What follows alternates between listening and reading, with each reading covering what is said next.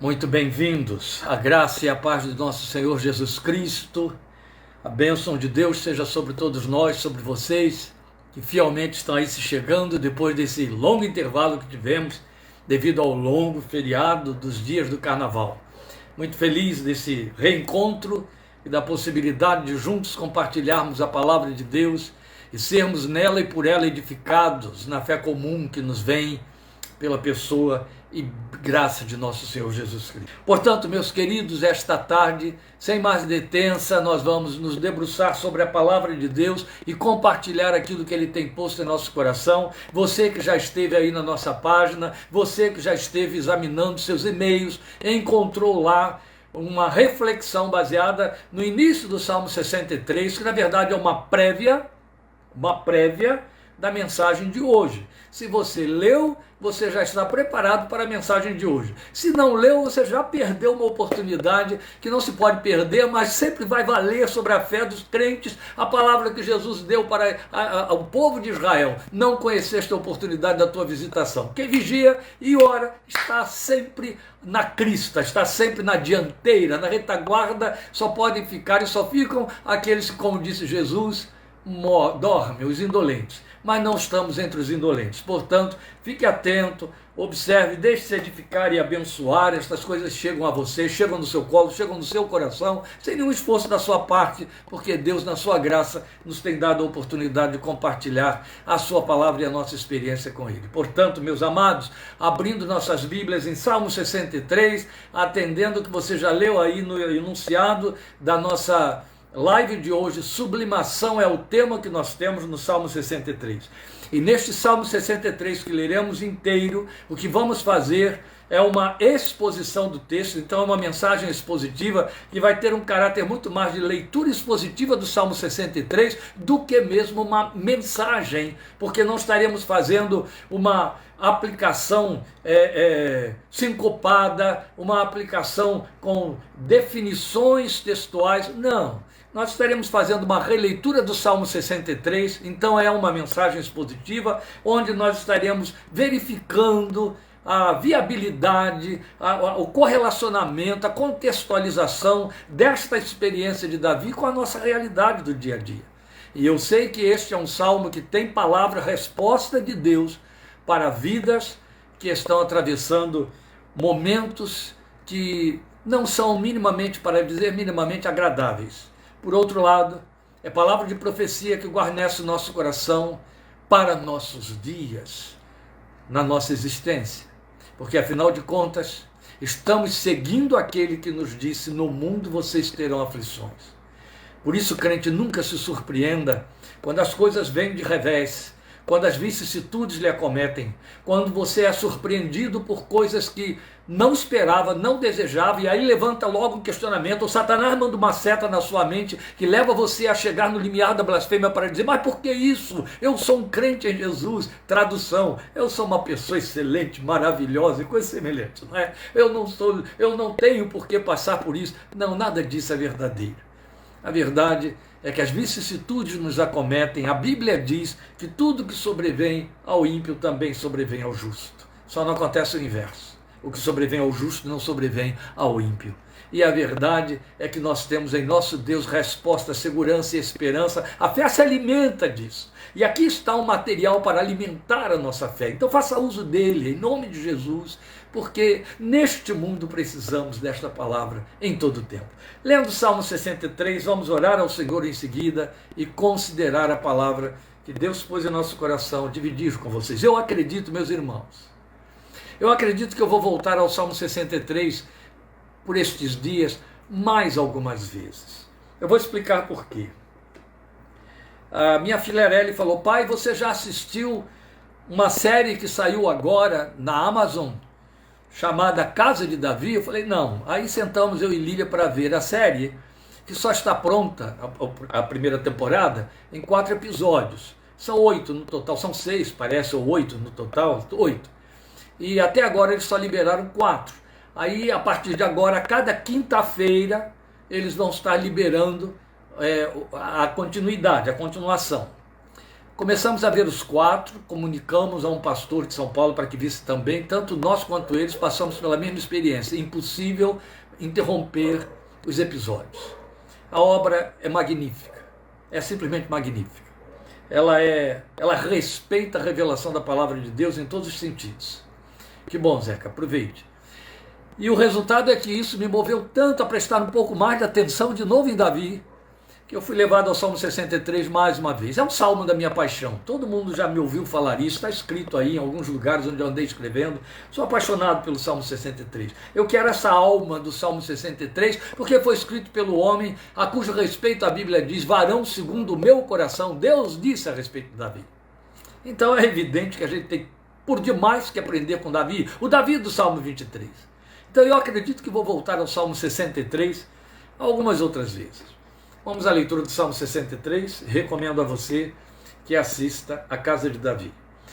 Ó Deus, Tu és o meu Deus, eu te busco intensamente. A minha alma tem sede de Ti, todo o meu ser anseia por Ti numa terra seca, exausta e sem água. Quero contemplar-Te no santuário e avistar o Teu poder e a Tua glória. O Teu amor é melhor do que a vida, por isso os meus lábios Te exaltarão. Enquanto eu viver, te bendirei, e em teu nome levantarei as minhas mãos. A minha alma ficará satisfeita como quando tem rico banquete. Com lábios jubilosos, a minha boca te louvará. Quando me deito, lembro-me de ti.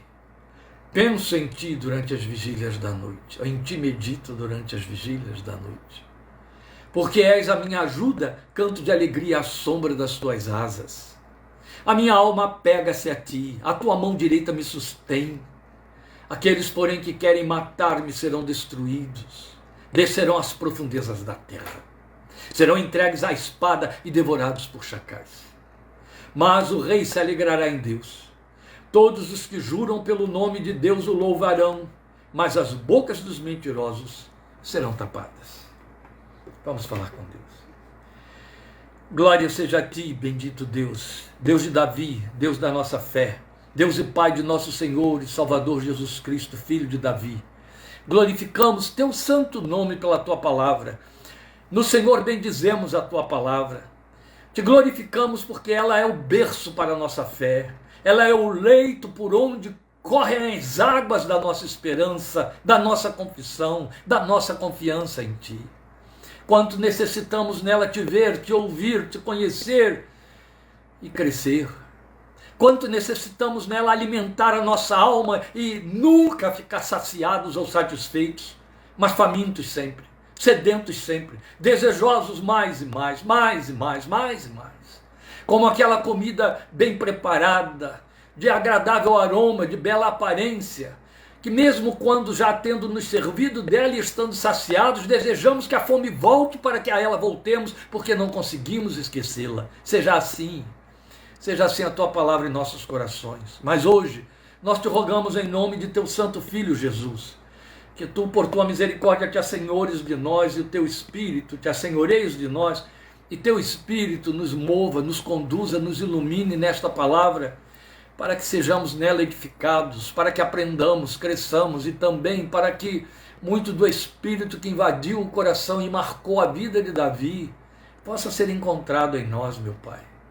Do Espírito de Deus, das bênçãos do Senhor nas suas excelências, nas tuas excelências, por conta, meu Pai, do teu agir, para que nós possamos ser achados como adoradores, a cujo respeito tu possas dizer: achei ele, achei ela, é varão, é varoa, segundo o meu coração, que cumprirá o que o meu coração deseja. A ti seja o louvor e a glória, ensina-nos e conduze-nos, nós te rogamos. Por tua misericórdia, abençoa-nos, em nome do Senhor Jesus. Amém. Você percebe que demos como título para a meditação nesta exposição do Salmo 63, sublimação. É evidente que a palavra colocada e solta vai parecer, aí como colocamos lá encantamento, na meditação sobre o versículo 1 que foi escrita, vai parecer que é apenas um título a mais. Ou é a nossa ideia sobre o que se passa aqui dentro do Salmo 63. Na verdade, é mais do que isso. Eu quero, antes de explicar a razão do tema, sublimação, o título, né? Melhor dizendo, não é tema, é o título, sublimação. Antes disso, eu quero lembrar a você que o autor do Salmo 63 é o mesmo autor do Salmo 23. Agora, há uma distância muito grande, pressupõe-se, entre o Salmo 23 e o Salmo 63. Deduz-se que o Salmo 23 tenha sido escrito ao tempo em que Davi cuidava das ovelhas de seu pai. Daí, o Senhor é o meu pastor, e ele fala como uma ovelha. Ele fala da sua experiência do dia a dia. Ele fala da sua realidade profissional, do seu pragmatismo, da sua experiência cotidiana. Mas no Salmo 63, não sei se você prestou atenção no versículo 11, ele fala como rei. Volte ao Salmo. Mas o rei se alegrará em Deus. O prefixo do Salmo, que pertence ao texto original, diz assim: Salmo de Davi quando ele estava no deserto de Judá.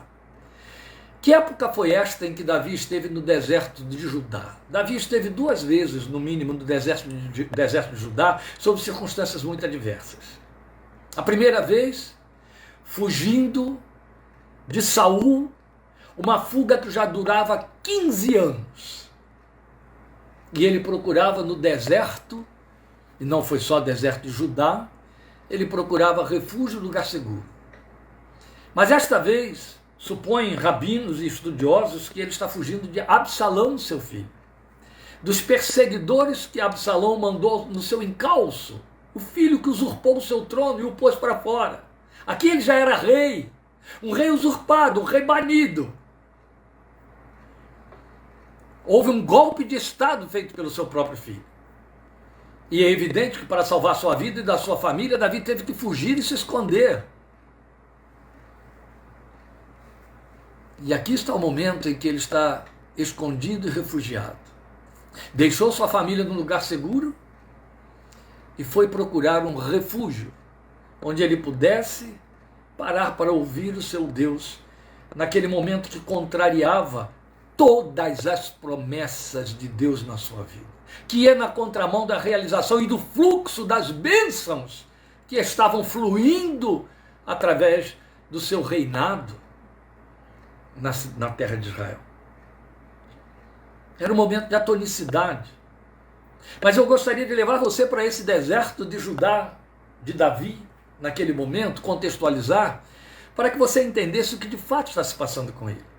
Porque eu estou absolutamente certo, por isso que eu chamei de sublimação esta meditação, que se o escritor do texto não tivesse nos dado esse prefixo, Salmo de Davi quando ele estava no deserto de Judá, você leria este salmo pensando que estamos ouvindo Davi no templo ou no tabernáculo, já que ainda não havia um templo construído nessa época, fazendo ofertas, adorando, cantando, salmodiando a símbolos e cítaras e flautas, glorificando a Deus numa verdadeira festa de louvor. Você entenderia que Davi ou então estava dentro dos salões do seu palácio, se regozijando na contabilidade das bênçãos abundantes que estavam transbordando na sua vida e no seu entorno. Mas jamais você conseguiria entender, na leitura do Salmo 63, sem essa informação, que nós estamos diante de um homem que está no fundo de uma caverna, vigiando dia e noite o som dos passos dos seus perseguidores, sem comida, sem bebida, debaixo de um calor insuportável, correndo risco, inclusive, de ser atacado por animais ferozes, tocaiado pelos seus inimigos, onde a noite exigia vigilância, o dia exigia um esconderijo melhor,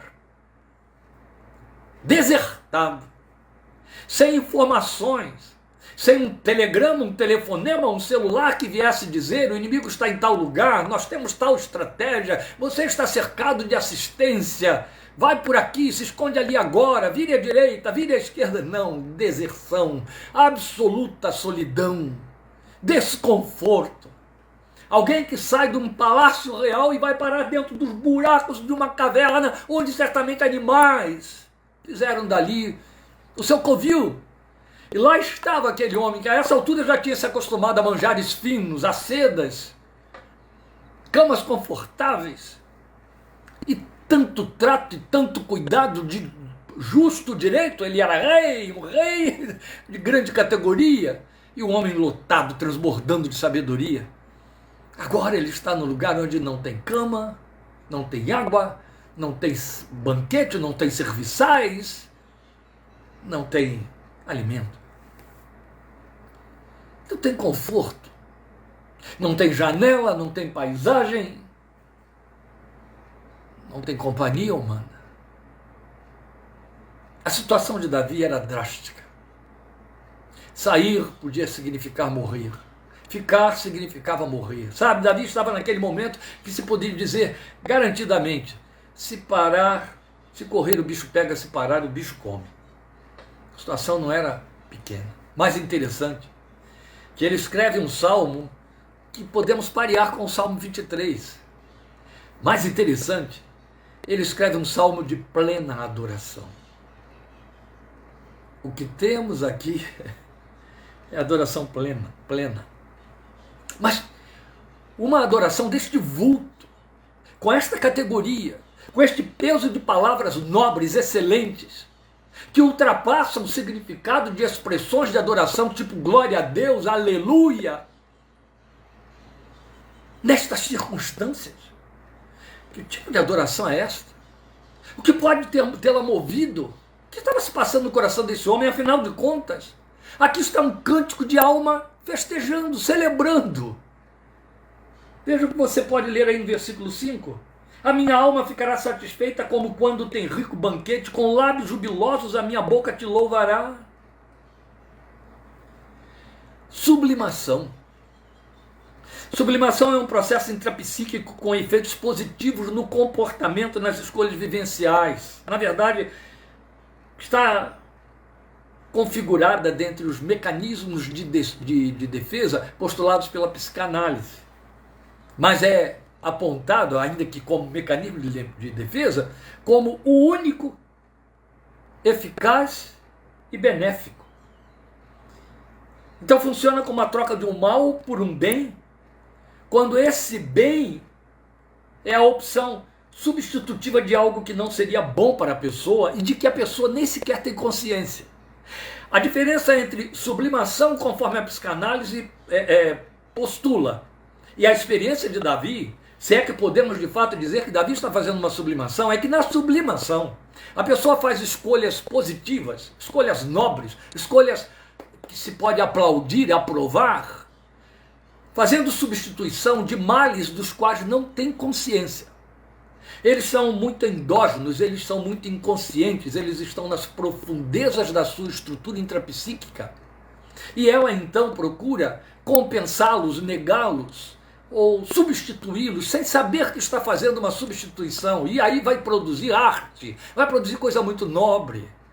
Aquilo que normalmente seria usado para causar destruição, autodestruição ou destruição no entorno, ou maus efeitos, agora converte-se para produzir coisas muito nobres. Cuidar de crianças em orfanato, pintar grandes obras de arte, compor peças maravilhosas, musicais, literárias, construir, fazer escultura. Geralmente a arte tem muito a ver com a sublimação. E nós estamos diante de um artífice. Davi tanto construía instrumentos quanto era esse poeta que milhares de gerações têm cantado há milhares de anos. Insuperável. Mas eu não estou falando de uma sublimação nesses termos. Porque é evidente que o que nós temos aqui é alguém que está plenamente consciente de um mal que é externo a ele. E aí, nós podemos perceber na experiência de Davi que ele está fazendo exercícios de fé. E a fé é um excelente exercício de sublimação e superação nos seus efeitos, mas nos seus efeitos. Porque ela não é um mecanismo de defesa por ser exógena. A fé vem do lado de fora para dentro, a fé vem de Deus para nós. O mecanismo de defesa vem de dentro para fora.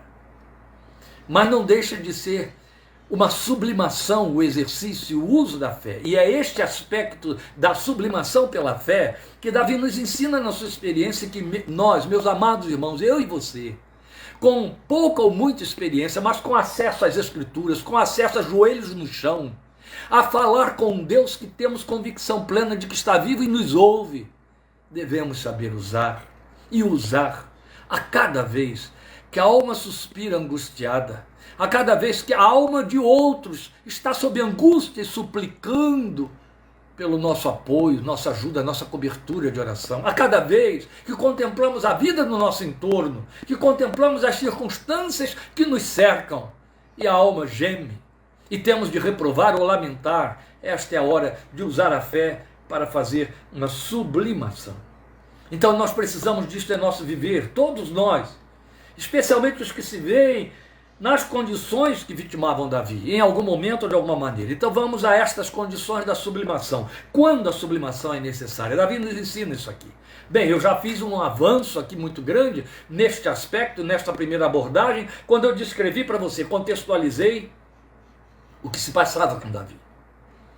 Mas observe, a sublimação é necessária nestas circunstâncias que nós podemos pontuar aqui, apresentadas por ele neste texto. Primeiro, eu levo você ao versículo 1, a gente já começa com o versículo 1.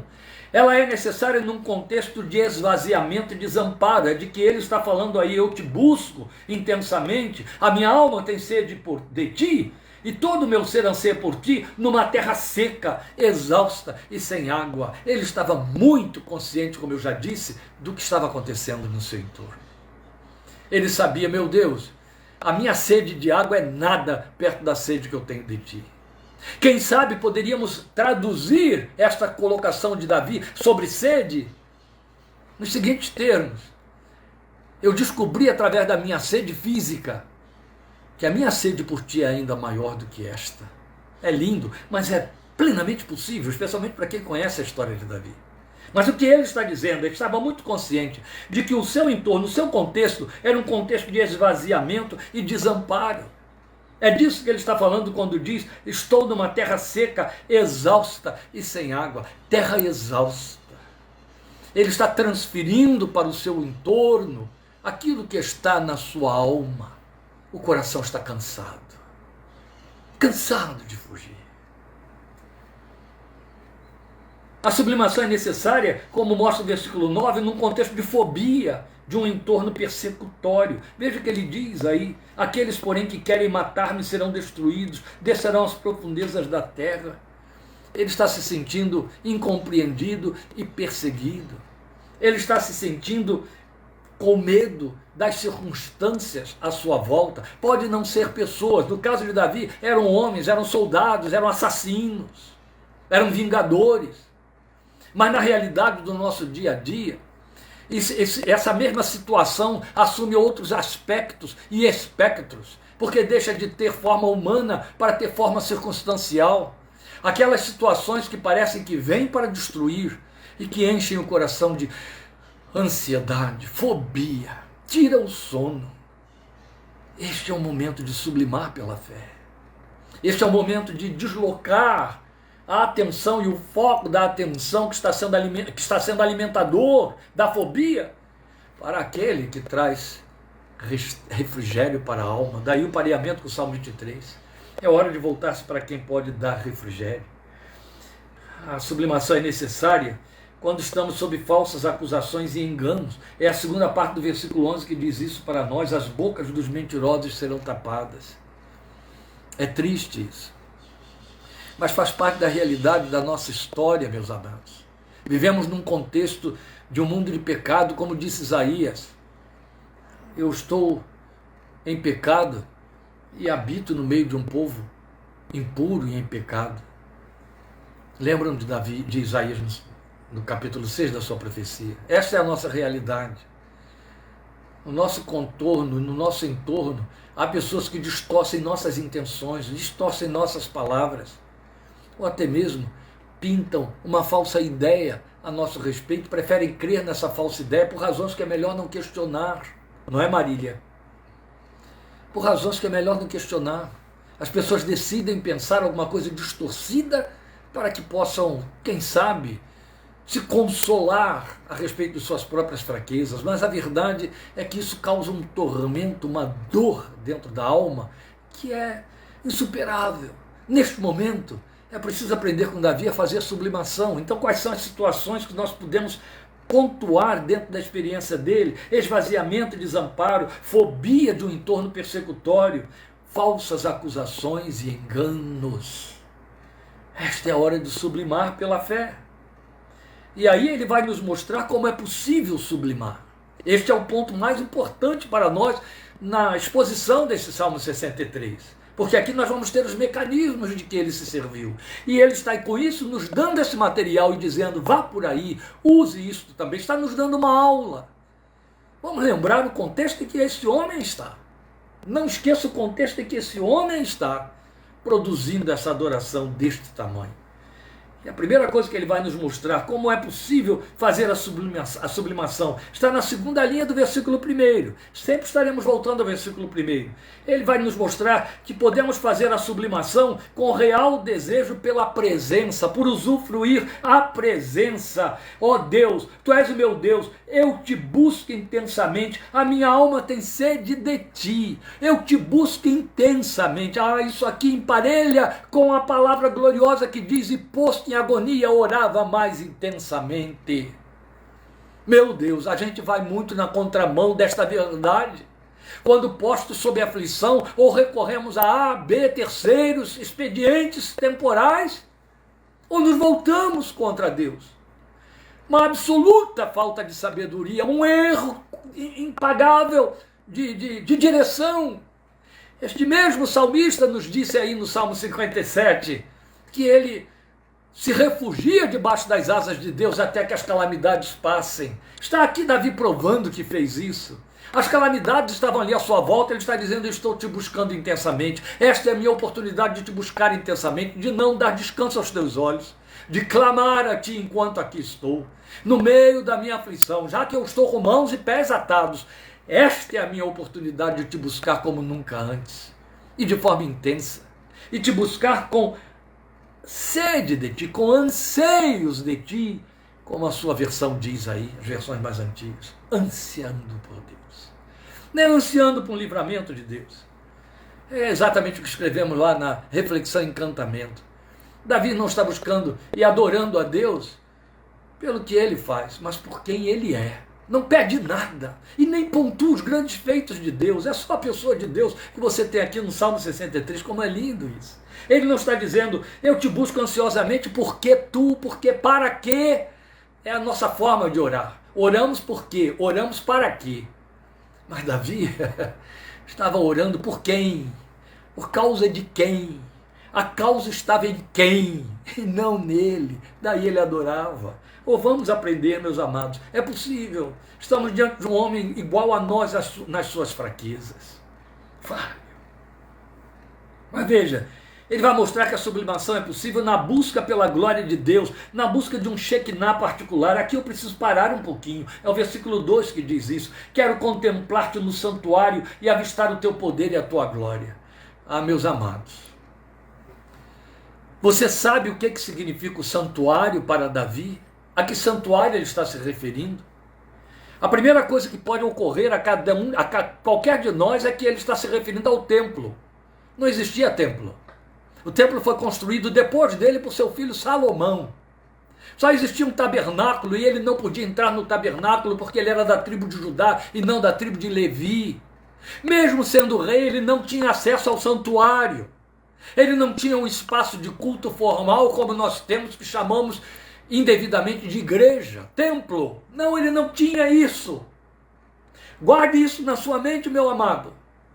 Quando Davi está dizendo, quero contemplar-te no santuário e avistar o teu poder e a tua glória, ele não está se referindo ao santo dos santos do tabernáculo, ele nunca poderia entrar lá.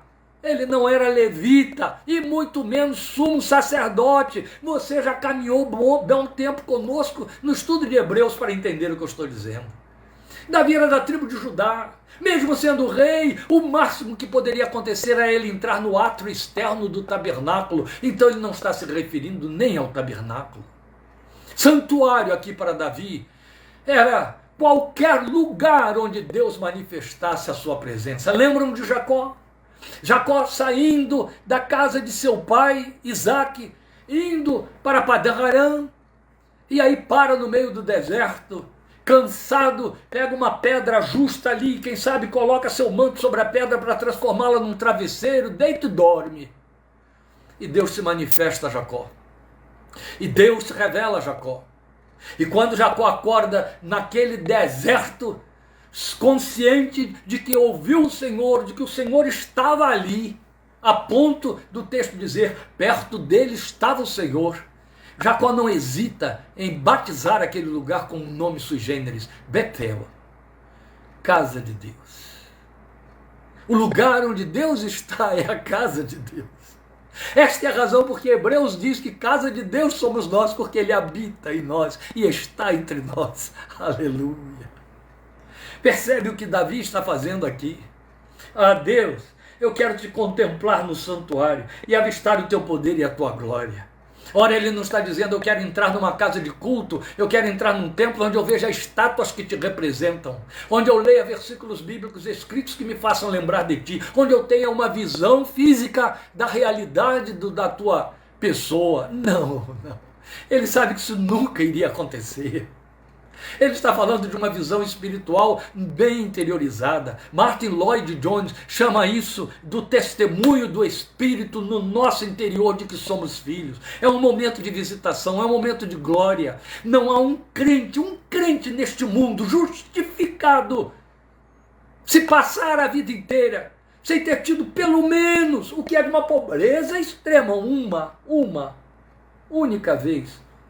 Um momento de visitação do Espírito de Deus que o enche, que o arrebate, que transborde seu coração da glória, que seja um Shekinah pessoal e particular. E sabe por que tem crente que passa a vida inteira sem jamais experimentar nem metade de uma? Porque não tem esta sede, porque não busca e porque não crê que ela pode acontecer. É isso. Porque fica preso a dogmas, a informações históricas preconceituosas, tradicionalistas, com medos de, isso aí pode ser uma experiência pentecostal. Não tem nada a ver nem com experiência, é vivência. Imagine como Deus quer se manifestar sobre a nossa vida. Por isso botou o seu Espírito dentro do nosso coração. Como Ele quer ser percebido, como Ele quer ser sentido, percebido pela alma, percebido por nossas estruturas psíquicas, emocionais, inteligíveis. Como Ele quer ser percebido.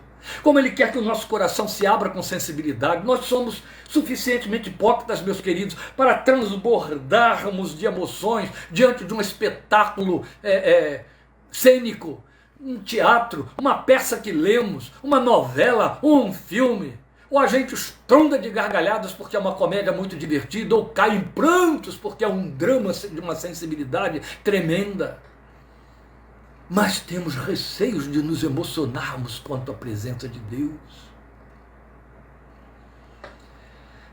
A história moderna nos conta a experiência de Charles Finney. Charles Finney, que foi um dos maiores evangelistas americanos de todos os tempos, no final do século XVIII. Charles Finney era um presbiteriano de carteirinha. Quando eu digo presbiteriano de carteirinha, eu estou me referindo àquele tipo de crente que cumpre horário de igreja, vai lá, ensaia no dia de ensaio do coral, chega na hora do coral, canta, acaba o culto, depois de tudo cumpridos os formalismos da liturgia, ele então fecha a sua capa, bota a sua Bíblia embaixo do braço ou larga lá no banco e vai embora para sua casa, cumpriu sua devocional da semana. Ele era esse presbiteriano porque ele era presbiteriano. Não estou fazendo referência aos presbiterianos. Estou me referindo ao fato de que Charles Finney era presbiteriano. E era exatamente essa descrição que eu estou fazendo. Ele era um bom advogado, ele tinha o seu escritório, ele era muito conhecido na sua cidade, mas ele era corista. Ele participava do coral da igreja. Uma vez por semana, no meio da semana, ele ia lá, ensaiava com o seu maestro e os outros coristas, para no determinado horário do culto do domingo cantar aquele hino que tinha sido ensaiado. Isso por anos Charles Finney fez. Mas houve um dia em que ele se sentiu inquieto. Houve um dia em que ele começou a ver que aquela sua espiritualidade não estava levando para lugar nenhum, era uma pasmaceira e que havia coisas melhores que ele não estava experimentando, que outros estavam vivendo e ele desconhecia.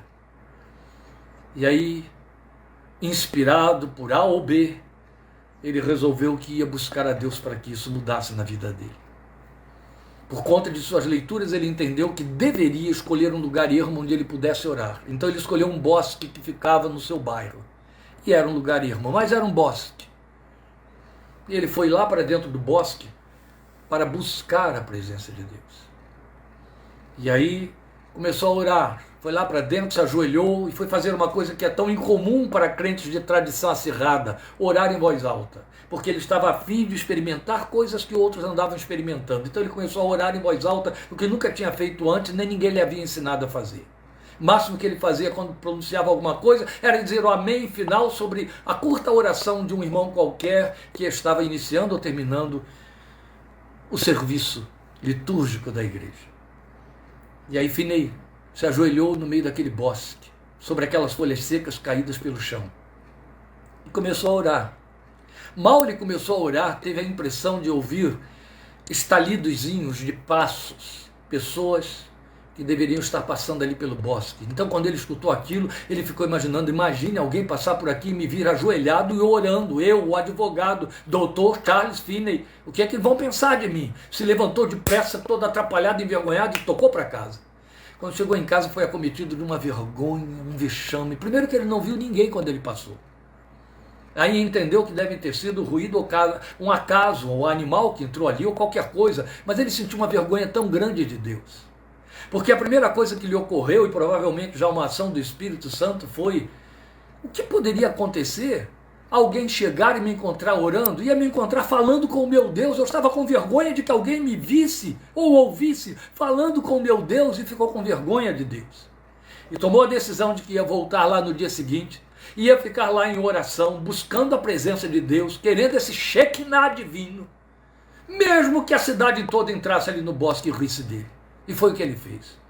Lá foi Finney para o bosque, joelho no chão outra vez no meio daquelas folhas, e começa a clamar a Deus: enche-me do teu espírito, enche-me de ti, eu quero sentir a tua presença, eu quero ver a grandeza da tua glória, esse Shekinah. Eu estou pondo palavras aqui para ilustrar o que de fato se passou, mas é ele quem descreve para nós que num dado momento em que ele estava lá naquele tempo de oração, ele começou a perceber uma consciência aguda e profunda de seu pecado, de sua fragilidade diante da grandeza de um Deus extremamente santo, infinitamente santo, diante do qual ele estava.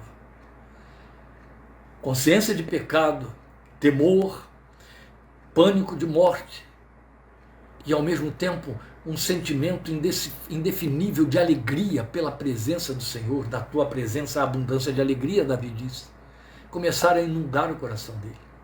E Finney começou a botar para fora, através de lágrimas e lágrimas e lágrimas, um pranto, um choro de um adorador que nunca havia dado espaço a qualquer emoção espiritual na sua vida presbiteriana inteira. E chorou e se quebrantou diante de Deus, mas descobriu, para seu espanto, que o tempo passava e ele não conseguia parar de chorar, mas o seu choro agora não era de tristeza nem de pavor. A presença de Deus, ele descreve que ondas e ondas de amor, como um amor líquido, vinham sobre ele e o inundavam, e ele não dava conta de tanta profundidade de emoção e alegria espiritual, amor que o invadia, amor que o atravessava de um lado para outro, era isso que ele sentia. E no fim ele pensou: eu tenho de voltar, eu preciso trabalhar, eu tenho de ir para casa. E foi para casa, aos prantos, feliz da vida porque ninguém o viu daquele jeito. Entrou em casa e se trancou dentro de casa, mas não conseguia parar de chorar. A presença de Deus não saía dele, o Shekinah estava lá. E ele viu a hora passar, o tempo passar, a noite chegar e aquilo não cessava. Na manhã seguinte, Finney estava do mesmo jeito, se debulhando em lágrimas de gozo, de alegria, e não conseguia parar, não conseguia fazer nenhuma outra coisa, não conseguia trabalhar, não conseguia comer, não conseguia beber. Era a presença de Deus, presença de Deus, presença de Deus. E faltou pela primeira vez ao ensaio do coral da sua igreja. No terceiro dia, o regente do coral foi lá e bateu a sua porta. preocupado. Esse homem adoeceu, o que aconteceu? Ele nunca faltou, não comunicou, não mandou recado, não veio. Alguma coisa está acontecendo com o Dr. Finney. E foi lá e bateu a sua porta. Ele demorou muito a atender porque ele não conseguia parar de chorar. E quando ele abriu a porta, o espanto do regente foi notório. E só olhou para ele e disse: irmão, o que está te acontecendo? E ele apenas respondeu o que podia dizer: nada, eu estou tão feliz que não consigo viver. E era isso. Eu não estou dizendo a você que você tem de ter uma experiência tão devastadora como a de Finney, porque ele emergiu dessa experiência como um dos maiores evangelistas e avivalistas que os Estados Unidos já tiveram de todos os tempos. Foi isso que aconteceu com ele a partir dali. Não estou dizendo que você precisa de uma experiência com esse tamanho impacto, mas o que eu estou dizendo é que em algum momento na sua vida, e glória a Deus, bendito seja Deus, e permita a Deus que não seja apenas um momento, haja um Shekinah, haja esse desejo profundo e a possibilidade de vivenciar o que milhares e milhares e milhares de crentes ao redor do mundo há dezenas de séculos têm experimentado na presença de Deus por sua infinita misericórdia, contemplá-lo no santuário do seu coração, avistar o poder e a glória de Deus no templo, que é o nosso próprio corpo, como Paulo diz, onde o Espírito de Deus habita, aleluia, é lá. Então a sublimação é possível também no deleite e fé do amor divino. Versículo 3, a primeira parte: o teu amor é melhor do que a vida. Isso aqui é uma das declarações mais bombásticas de que já podemos ouvir ou que alguém poderia pronunciar. Teu amor é melhor do que a vida. Esse homem está falando de vida biológica, esse homem está falando de vida física, aquilo pelo que estamos dando a vida e perdendo a vida, para ganhar o nosso pão, para ter um lugar ao sol, para termos nossos deleites e prazeres e bênçãos e abençoar. Aquilo que constituímos como vida, o ir e vir com saúde, com liberdade, com alegria.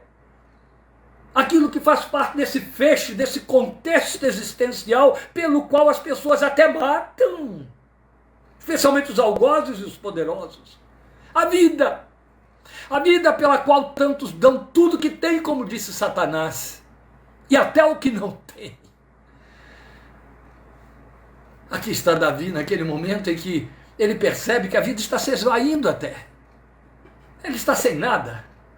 E o que esse homem declara é: o teu amor é melhor do que a vida, a tua graça, é assim que você tem nas suas versões, é melhor do que a vida, é melhor do que a vida, é de tal maneira, e é tão melhor do que a vida, que por mais mesquinha que essa vida seja, por mais dura que esteja, por mais miserável, por mais sofrida, a tua graça é melhor do que ela, por mais abençoada, por mais efusiante, ufanista, por mais exaltada que esteja sendo esta vida, cheia de holofotes e aplausos, a tua graça é melhor do que a vida. O teu amor é melhor do que a vida, é melhor do que eu estou vivendo, do que a vida que eu estou levando, do que está acontecendo na minha vida. Tua graça é melhor. Tua graça é melhor do que eu espero. Tua graça é melhor do que eu desejo. O que é que o homem quer? Viver. A tua graça é melhor do que o meu desejo de viver. É o que ele está dizendo. É lindo isso. Melhor do que a vida. Que lindo que é. Então, a sublimação é possível aí nesse deleite e fé do amor divino, da graça que vem sobre nós. Mas também a sublimação é possível no levantar das mãos. Você veja aí no versículo 4, enquanto eu viver te bendirei e em teu nome levantarei as minhas mãos. É tão lindo. Em teu nome levantarei as minhas mãos. Eu não sei exatamente o que aconteceu com Davi quando ele pensou em levantar as minhas mãos em teu nome. Hoje nós temos uma coreografia nas igrejas evangélicas de umas dezenas de anos para cá, em que as pessoas levantam as mãos. Então, até aqueles que querem fazer piadinhas a respeito dos nossos cultos evangélicos, os incrédulos, quando eles querem imitar os crentes nas comédias, seja lá onde for, ele bota o crente fazendo isso, né, e tal. Davi não está falando disso. Davi não está falando dessa nossa coreografia de levantar as mãos como se estivéssemos dizendo: estou louvando a quem está no alto. Não. Davi está num tempo distante dos romanos, mais de 8 séculos. Muito antes, muito antes. Não havia ainda sintomas de Império Romano no mundo. Para Davi está falando aquilo que os romanos souberam imprimir muito bem com a sua política romana. Davi está falando, na verdade, de algo que tinha a ver com a cultura judaica muito primitiva, de um tempo muito distante dele no passado, mas que chegou até ele. Algo que você encontra no livro de Jó, que é tido e entendido como o primeiro livro que foi escrito da Bíblia, por Moisés provavelmente, antes de escrever Gênesis. São informações que é importante a gente passar para você.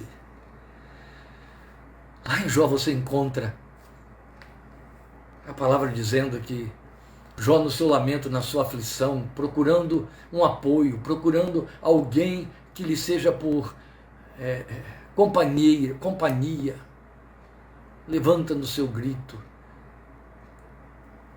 uma pergunta: quem há que bata a mão comigo?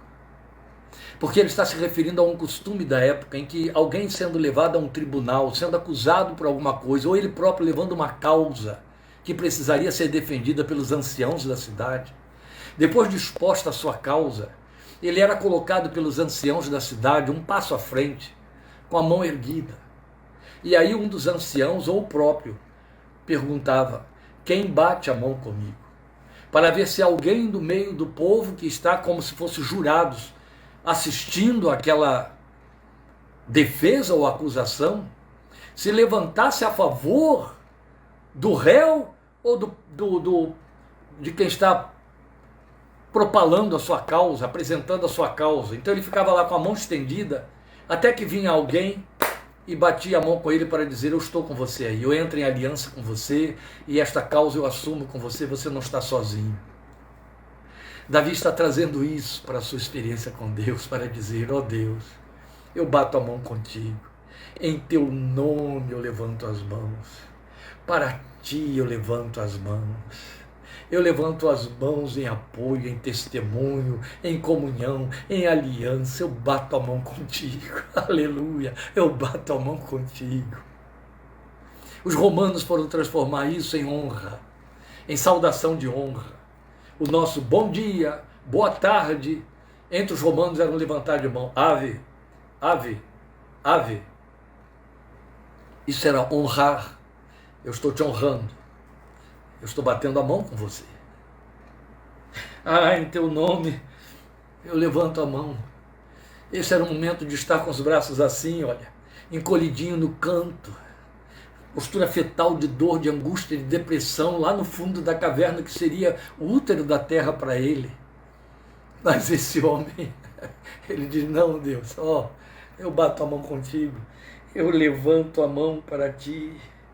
Enquanto eu viver, eu te abençoarei. Enquanto houver fôlego aqui, Deus, o que eu vou fazer é te abençoar. Eu te bendirei.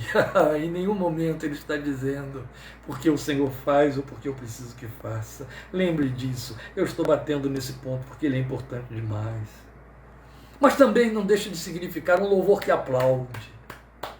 Sem dúvida. Que se rende. Mãos levantadas.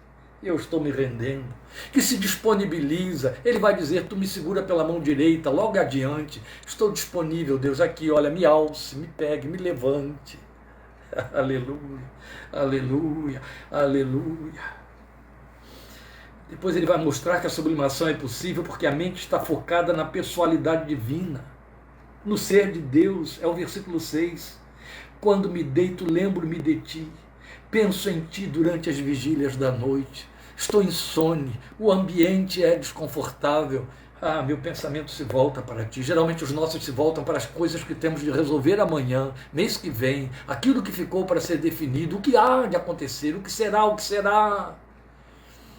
Mas Davi está nos ensinando de que na insônia, se insone, eu estou pensando em ti.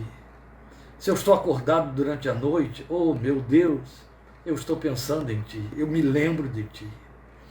Meu pensamento se volta para ti. Paulo nos recomendou isso em Filipenses 4:8, lembra?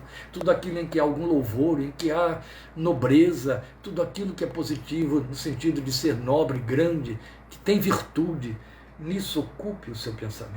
Mente focada na pessoalidade divina, no seu ser, no Cristo de Deus. Depois ele vai mostrar que a sublimação é possível. Está aí na primeira parte do versículo 8, no comprometimento que envolve os afetos, mente e coração, quando ele diz: a minha alma apega-se a ti. Sabe, a mente e o coração estão envolvidos. Crente, não adianta pensar que eu tenho de deixar, fazer uma dicotomia do meu lado afetivo na minha adoração a Deus. Isso não existe. Se existisse essa dicotomia, seria uma loucura indesculpável, ridícula, um circo espiritual, as danças judaicas, as festas judaicas, as celebrações judaicas, o dançar de Miriam com tamborim, celebrando a grande vitória da travessia do Mar Vermelho. Sabe, se não há uma emoção por detrás, se não há um motivo por detrás que mexe com as emoções, é evidente que todos os cuidados necessários quanto ao emocionalismo insípido, frívolo, que não leva a lugar nenhum. Mas pretender que a nossa adoração, nosso serviço espiritual prescinde de emoções é uma insanidade. É minimamente falta de inteligência espiritual. As nossas emoções contam. A Bíblia fala delas. A alegria do Senhor é a nossa força. O fruto do Espírito é a alegria, paz, amor. Não tem para onde correr. São as emoções, e isso é a nossa alma, santificadas, santas e direcionadas para Deus. Não na busca de deleite da carne, como os cultos que estão sendo oferecidos nos dias de hoje, que deixa para lá, parecem pantomimas. E agora, em último lugar, porque já ultrapassei demais o tempo, mas eu acho que a solenidade de um salmo deste tamanho justifica todo o tempo que a gente vai gastando aqui, não é? Eu quero, em último lugar, apresentar para você os resultados da sublimação. Quais são os efeitos dela? O que ela traz de volta para a nossa vida, uma vez cumprida, uma vez exercitada? O que ela traz? Vamos voltar inevitavelmente ao versículo 1. É a terceira vez que vamos ao versículo 1. Parece que a chave de todo o salmo está no versículo 1. Porque ele vai dizer na primeira parte: ó Deus, tu és o meu Deus. É isso. Isso fala de intimismo. Sabe, esses possessivos de que Davi se servia muito para se referir a Deus. Tu és minha fortaleza, meu escudo, meu broquel, minha proteção, minha torre alta, meu lugar seguro, meu. Aqui ele resume tudo numa expressão só: tu és o meu Deus, o Deus de mim, o Deus pessoal. Meus amados, quase que a totalidade das confissões cristãs no mundo abandonam ou desconhecem a pessoalidade de Deus, o trato pessoal de Deus conosco. Sabe, já a partir dos judeus, os judeus nunca conseguiram conceber, e aqui está a exceção como Davi, nunca conseguiram conceber a ideia de um Deus que não seja o Deus do povo, o Deus do coletivo. E nós nos misturamos nesta confusão também dentro de nossos ambientes de culto. Nós oramos a Deus em particular e etc., mas pensamos muito em Deus em termos de coletividade. Aqui está Davi nos mostrando uma singularidade: o meu Deus, o Deus da minha intimidade, o Deus com quem eu desenvolvi um trato particular e pessoal, onde ninguém pode me substituir, onde tudo que tem a ver comigo, o meu caráter, a minha forma de ser, como Ele construiu, está em foco, está em exercício. É isso. Então, na verdade, quando ele diz meu Deus, ele está falando de um intimismo na expressão máxima do seu sentido. É isso. E depois ele vai dizer na segunda linha do versículo 3, aí está outro resultado ou efeito da sublimação. Na segunda linha do versículo 3, observe: os meus lábios te exaltarão. Isso fala de um cântico novo. Ele vai falar desse cântico novo no Salmo 40, você vai lembrar: e pôs um cântico novo nos meus lábios. Você vai para Apocalipse e ouve a Bíblia dizendo que os corais das miríades de anjos e santos no céu estarão apresentando ao Senhor um cântico novo. O novo sempre fez parte da experiência de Deus na nossa vida e conosco. Novo nascimento, nova criatura, novos céus e nova terra, cântico novo. E aqui está Davi falando desse louvor significativo: meus lábios te exaltarão. Cântico novo, canção de louvor no deserto. Isso é muito lindo, não é? Aquele cântico que é personalizado, aquele cântico cuja letra, cujo significado, cujo sentido só você entende, só você pode produzir, porque é fruto do que você está vivendo, e só você pode estar vivendo. É fruto do que você está vendo, e só você pode estar vendo na presença de Deus. É um cântico novo, ele é seu.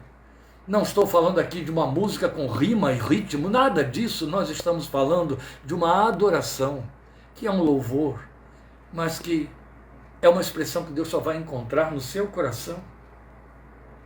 Pode encontrar outra, mais ampla, mais profunda, em outro, mas aquela não vai substituir a sua.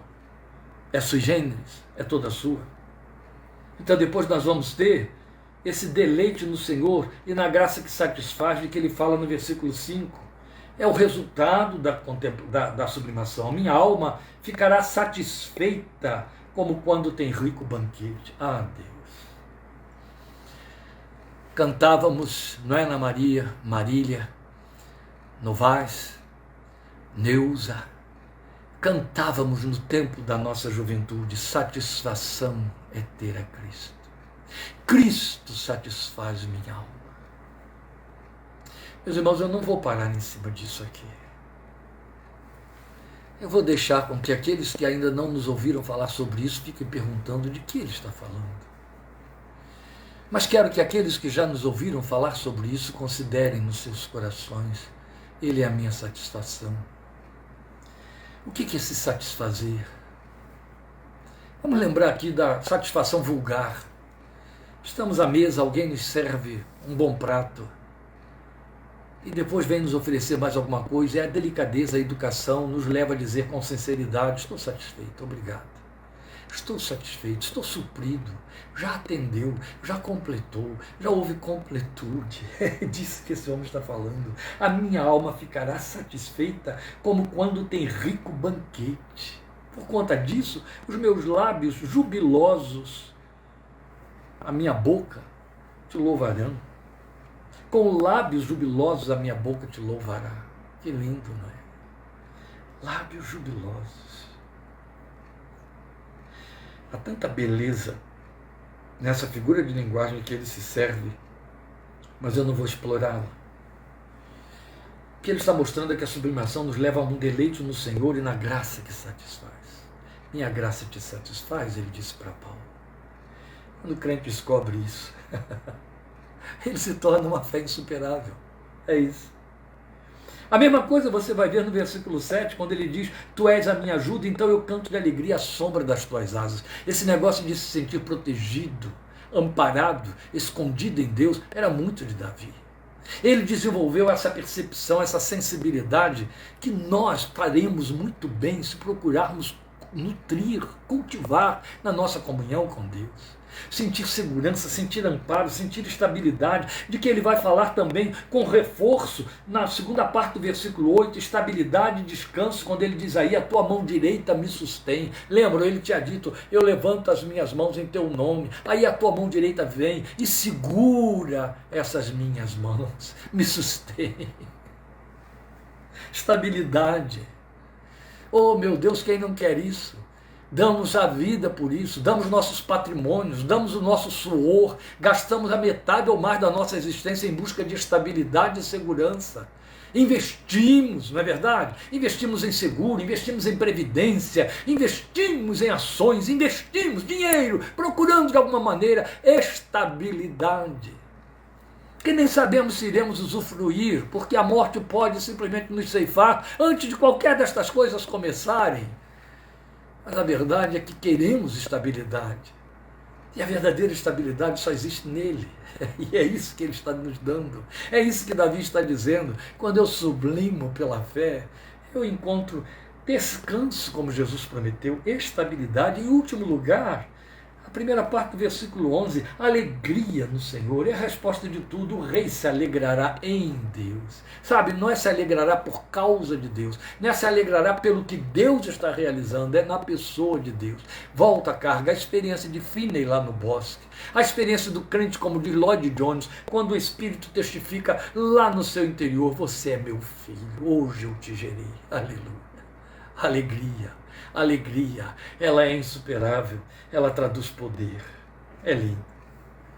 Nessas três considerações que fizemos aí, meus amados, necessidade da sublimação, possibilidade da sublimação e resultados da sublimação, nós fizemos uso do versículo 1. Ele passou por todas essas 3 etapas, porque resume o que se entende por necessidade, possibilidade e eficiência da sublimação pela fé. Na grande assertiva de Davi está o segredo da sublimação. Uma consciência de realidade no mundo espiritual. Tu és o meu Deus. Nada pode superar isso aí. Foi o mesmo Davi que uma certa vez, por conta desta convicção, disse: com o meu Deus farei proezas. Tu és o meu Deus. Se Ele é por mim, quem ou o que ou quantos podem ser contra mim? O Senhor te abençoe e te guarde. O Senhor levante o seu rosto sobre ti e tenha misericórdia de ti. O Senhor faça resplandecer o seu rosto sobre ti levante o seu rosto e te dê a paz. Até quinta-feira, 8 horas, em nome de Jesus, e obrigado por sua companhia, que me enche de alegria de poder, junto a você, meditar nessa palavra de Deus. Obrigado pelo carinho, suas orações a favor de nossa casa. Estamos aí com a Lília 3 meses agora com o pé no alto, que quebrou o pé de novo em 2 lugares, e aí estamos acossados aí com mais comprometimentos, porque agora tem mais coisas a cuidar, não é? Mas faz parte. Esteja orando pela nossa casa, para superarmos tudo isso, podermos cuidar aí da nossa ministração do retiro para mandar para você os estudos da vinda de Cristo. Deus te abençoe e guarde, e obrigado por sua presença, obrigado por sua participação. Orando nós aqui por vocês e vocês aí por nossas vidas. Forte abraço, em nome de Jesus. Amém.